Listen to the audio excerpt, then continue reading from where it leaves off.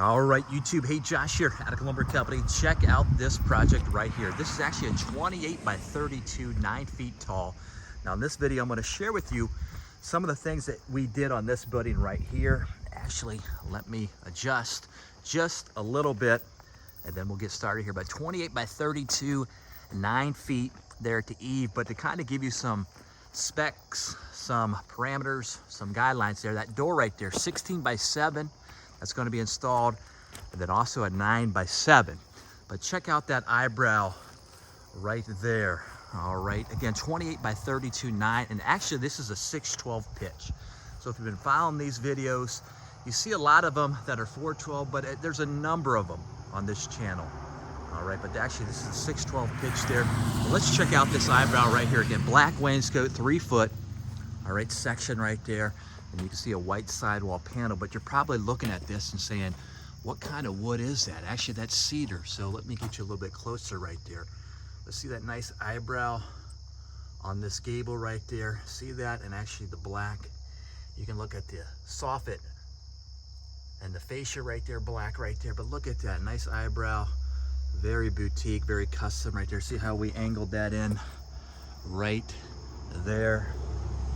All right. And we've, if you've been following these videos, we, we'll do these custom, I wouldn't say custom, but maybe a little bit more custom work on this eyebrow right there. All right, so that kind of gives you an idea. But look at these windows as well. Again, 4x2 windows, and there's 2 of them kind of a little bit higher on this. Again, 9 feet. Check that out here. Look at that black right there. Actually, this is an Anderson window right here. See how that black really stands out right there. Again, a 4x2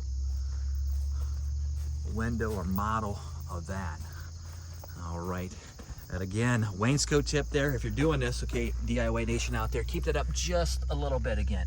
All right, you can see how we keep that up just a little bit above the trim there, and the reason why, you can see already at water there, it's gonna, if you keep it flush or tamp it right down on there, actually it's only happened maybe once or twice the last 10 or 15 years, but rust will come up on that sidewall panel, so you want to let that water escape and move.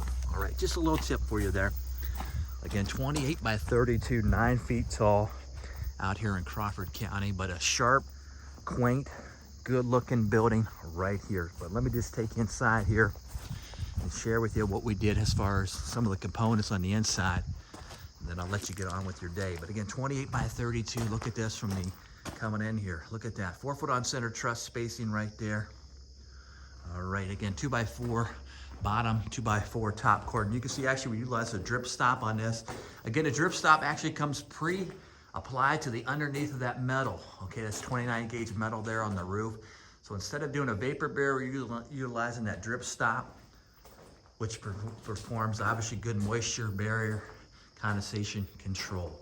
But you can see right here, actually I'm just looking at the eyebrow, how our guys set that up right there. See the construction on that, how we fasten that in. Look at that. All right, so 2x6 wall girts, again, spaced 30 inches apart. And you can see how we ran that 2x4 right up there. And then also that starter truss, yeah, look at that 2x4, hooked up that eyebrow, fastening in right there. All right, again, 2x6 sidewall girts, 30 inches apart.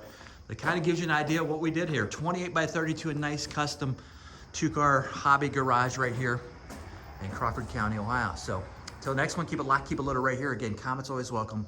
Attica Lumber, and then atticalumber.com.